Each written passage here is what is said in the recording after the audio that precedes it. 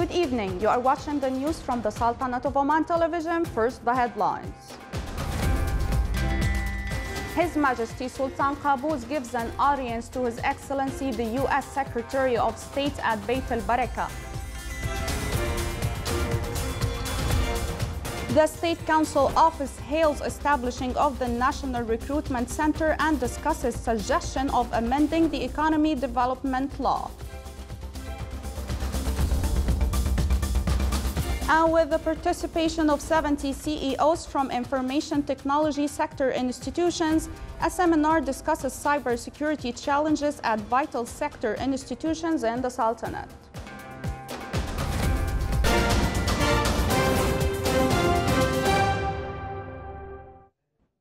Those were the headlines. Now for the news in detail.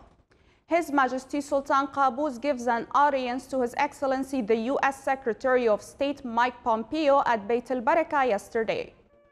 During the meeting, they reviewed aspects of existing cooperation between the Sultanate and the United States of America in various fields so as to serve the joint interests of both nations. The meeting also focused on the current development in regional and international arenas. The meeting was attended by Their Excellencies Yusuf bin Alawi bin Abdullah, Minister responsible for Foreign Affairs, Darwish bin Ismail Leblouchi, Minister responsible for Financial Affairs, and Dr. Ali bin Masoud al-Sinadi, Minister of Commerce and Industry. From the American side, it was attended by Their Excellencies Mark J. Severs, Ambassadors of the United States to the Sultanate, David Satterfield, Acting Assistant U.S. Secretary of State for Near East Affairs.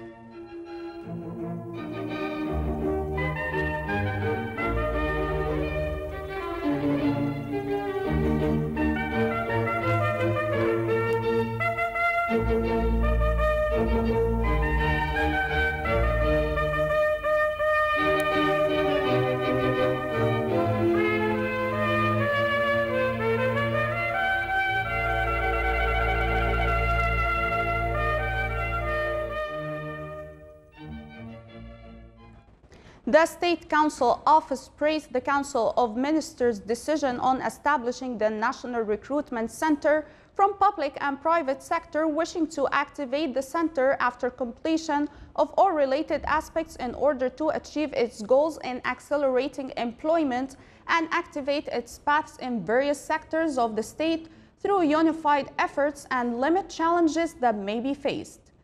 During its third meeting for the fourth annual round of the sixth term, the office discussed suggestion of amendments on development and economy law issued in the Royal Decree number 9/75, presented to the Economy Committee of the Council, in which they discussed previously and decided to rephrase the general framework for the law project, replaced by the current Economy Development Law.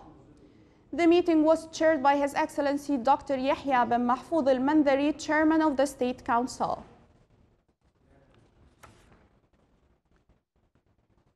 The Shura Council Office, during its meeting for the fourth annual round 2018-2019 of the 8th period, reviewed the report of Services and Social Development Committee on Logistics Transport Challenges. The report shed light on challenges that face the Omani truck owners and logistics transport sector, as well as demands of a group of fishermen on the decision to specify the distances for traditional Omani ships. It also included the decision to install monitoring devices and a number of systems issued by the Ministry of Agriculture and Fisheries Wealth. The meeting discussed the reply of the Minister of Health on the request of briefing regarding the registered companies for supplying medicine in the Sultanate. It also focused on the proposal of draft law to amend Article number 544 of the Commerce Law and Article 356 of the Omani Penal Law. It also reviewed the topic related to providing university hostel for female students. The meeting was chaired by His Excellency Khalid bin Hilal al-Mawali, Chairman of the Shura Council. The seminar on critical national infrastructure cybersecurity protection reviewed the information security challenges that face the infrastructure institutions and vital sectors in the Sultanate. More details on the following report by Saleh bin Khalfan al-Rahbi. The seminar on critical national infrastructure cybersecurity protection held in Muscat today shed light on the main challenges and threats to information security that may be exposed to infrastructure institutions and vital sectors in the Sultanate in the field of cybersecurity. This is a very timely symposium that is conceived in the context of the collaboration between the United Kingdom and the Sultanate of Oman, and it is primarily dealing with the best practices that exist in our world in combating and defending against cyber attacks, which is a phenomena that the world is facing nowadays.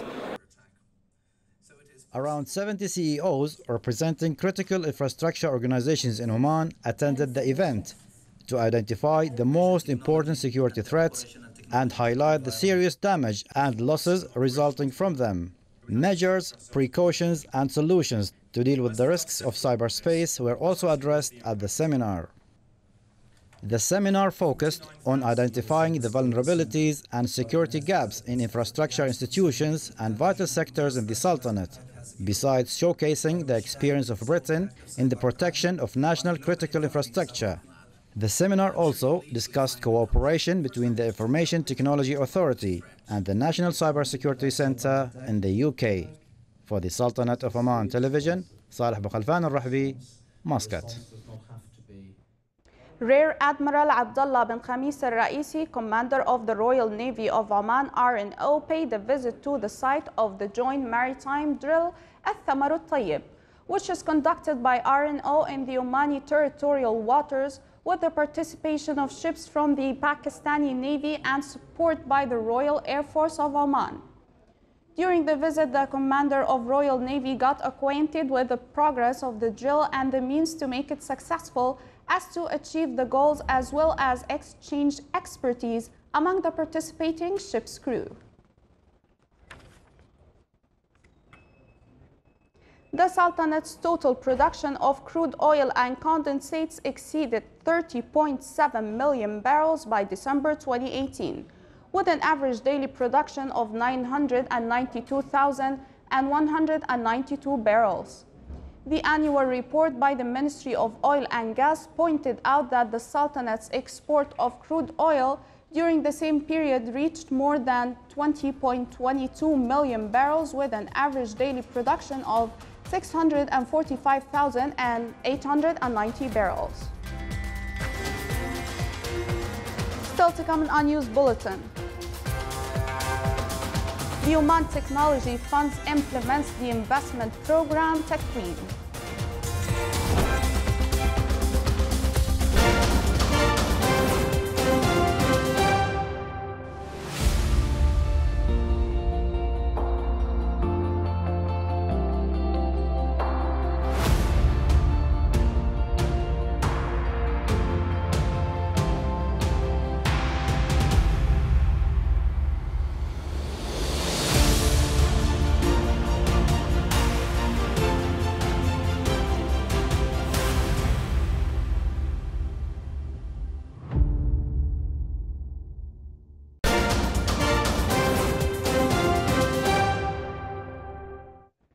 Welcome back to the news from the Sultanate of Oman Television.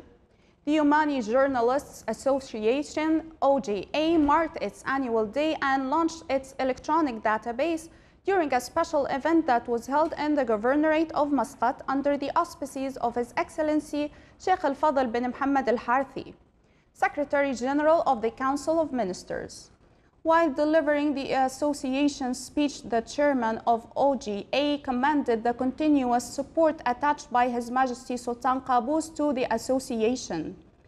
He noted that this support enables the association to play its prospective media role and to serve media men and journalists in the Sultanate.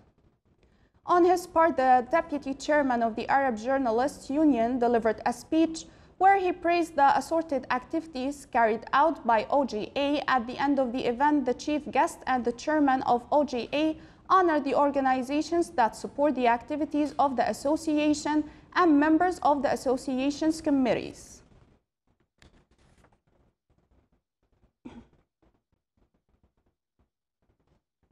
The 4th International Conference on Big Data and Smart City 2019 started today in the Governorate of Muscat.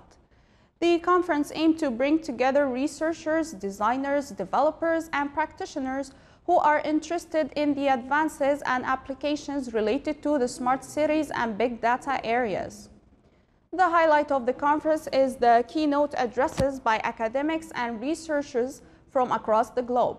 It's worth mentioning that this conference is to make a significant contribution to the development and enhancement in the areas of sustainability, information, communication, technology, big data, and smart cities.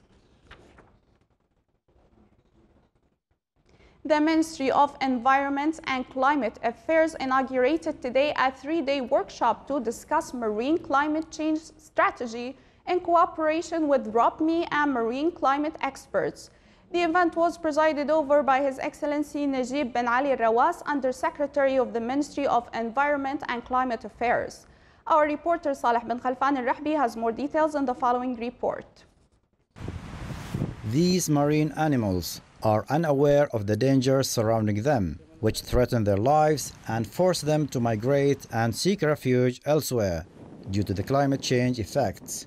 The workshop of the Task Force on Marine Climate Change Strategy held in Muscat came to intensify efforts to minimize the negative impacts of climate change on marine environments. The ROPME Sea area includes the GCC countries, including Iraq and Iran. And for that, during these 3 days of the workshop, a working plan and also a framework will be established. And the output of that working plan is to create some guidelines to mitigate and also to reduce the impacts of climate change in the area. The Ministry of Environment and Climate Affairs organized this workshop to discuss marine climate change strategy in cooperation with ROPME and marine climate experts. We should protect marine environment, we should protect coastal areas and coastal facilities. It's questions of impacting the biodiversity, economy, society, everything. What we have prepared a plan for the entire region. One country cannot do that. All the countries should be on board. All international entities, United Nations should help us. Together we are going to mitigate the pollution, and we want to fight the pollution, to curb the impact of climate change on the environment of the region. We are very proud to be working in support of ROPME and the ROPME member states to help build an understanding of the challenges that we face to address marine climate change and its impacts on societies in the region over the moment and in the future. Over a period of 3 days, the workshop program discusses and reviews Stage 1 Action Plan, adopts reference baselines and assistant technical team, and assesses climate change risks on marine environment. Climate change is a huge challenge for the biodiversity and ecosystems of the region. Hence, this workshop is launching a regional work plan to understand the impacts of climate change on the environment, economy, and the society of the ROPME Sea area. For the Sultanate of Oman Television, Saleh bin Khalfan al-Rahbi, Muscat. Basic services sector affiliated to the National System for Managing Emergency Cases, in coordination with the Executive Office of the National Committee for Civil Defense, implemented a training program on managing emergency cases for strategic level. The program aimed to transfer British expertise and strategic dimensions in dealing with the emergency cases and discuss main foundations to manage the emergency cases and crises from the British aspect. The program discussed types of dangers which affect continuously in managing all basic services sectors such as electricity, water, roads, fuel, sewage, and waste management during emergency cases. It also discussed means and mechanisms to prepare emergency cases, plans, and means of managing data and information, in addition to deal with the strategic dangers besides challenges and results from extraordinary emergency cases, as well as determining the goals and priorities.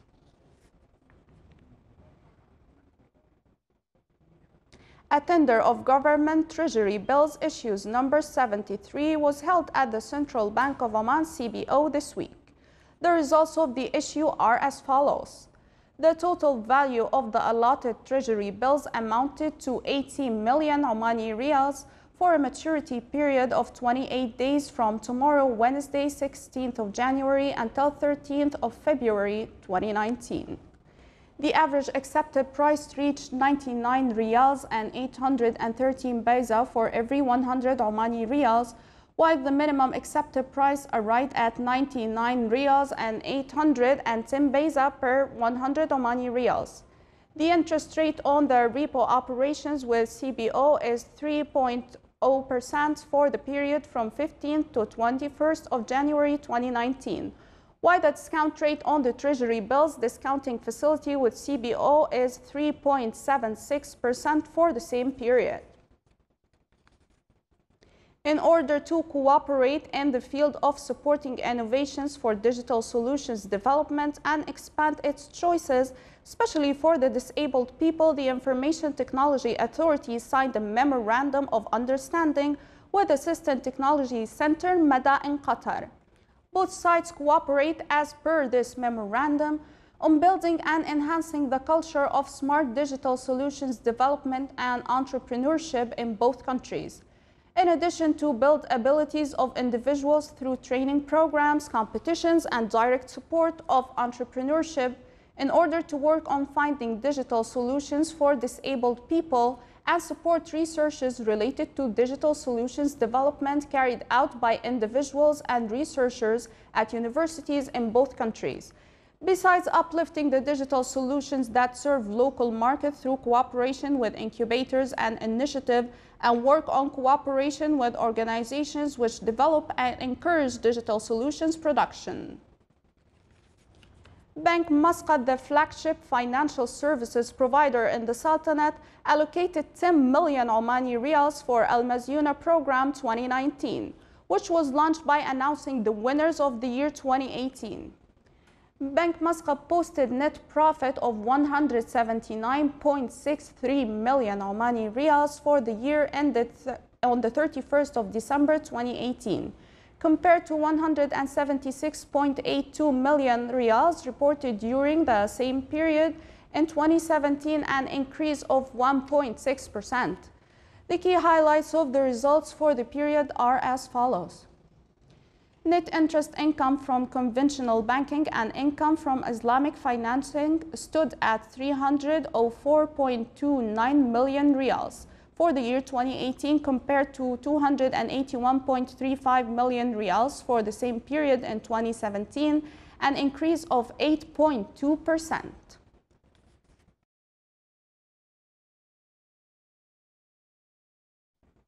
The investment program Takween incubated 10 technical companies for 3 months in order to grant them with needed experience and training. The program, which implemented by Oman Technology Fund based on supporting stages of product or service with local and international market in addition to participate in national economic growth.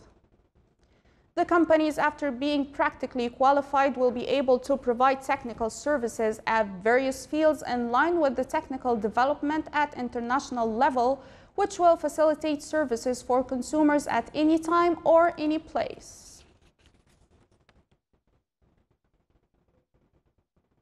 The number of pensioners registered with the public sector pension funds in the Sultanate at the end of November 2018 stood at 201,244, comprising a rise by 0.1% compared to October 2018. According to the latest data released by the National Center for Statistics and Information, the total number of pensioners in September 2018 included 118,620 males and 82,624 females. According to the categories of wages subject to contribution, the highest number of pensioners are in the wage category of 1,000 Omani riyals to less than 2,000 Omani riyals, reaching 59,930 pensioners. This is followed by the category from 700 Omani riyals to less than 800 Omani riyals, reaching 40,515. Similarly, in the category of wages, the number of pensioners with wages from 800 Omani riyals to less than 900 Omani riyals is 29,454. The number of pensioners with wages from 325 riyals and less than 400 riyals is 23,640. There are 18,116 pensioners with the salary ranging from 500 Omani riyals to less than 600 Omani riyals and 18,033 pioneers with a salary from 600 riyals to less than 700 riyals.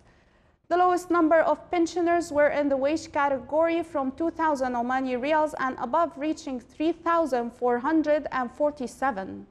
Among governorates, Muscat topped the list with 38,324 pensioners, followed by Al-Batina North with 34,334.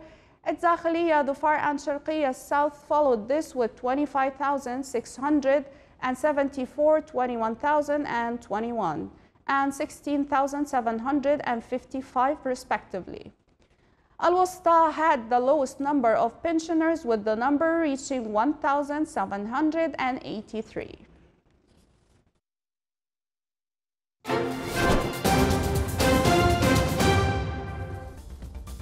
Now for the general weather forecast around the Sultanate. Clear skies will prevail over most of the governorates, with chances of low clouds and fog late at night and early morning over the governorates of Wusta and Dhufar. Winds will be northeasterly light to moderate. Seas will be slight with a maximum wave height of 1 meter.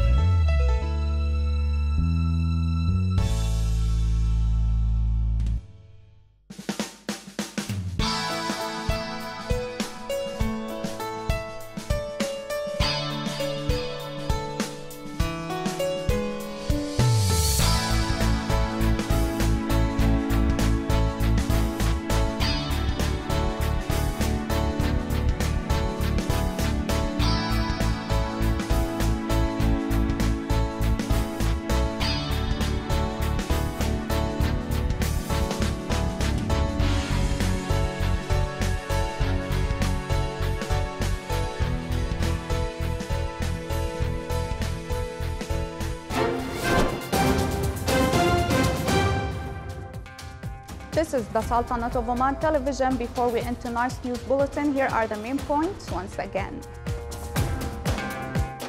His Majesty Sultan Qaboos gives an audience to His Excellency the U.S. Secretary of State at Bayt al-Barakah. The State Council Office hails establishing of the National Recruitment Center and discusses suggestion of amending the Economic Development Law. And with the participation of 70 CEOs from information technology sector institutions, a seminar discusses cybersecurity challenges at vital sector institutions in the Sultanate. With that, we come to the end of tonight's news bulletin. From all of us here at the newsroom and the studios, thank you for watching and have a great night.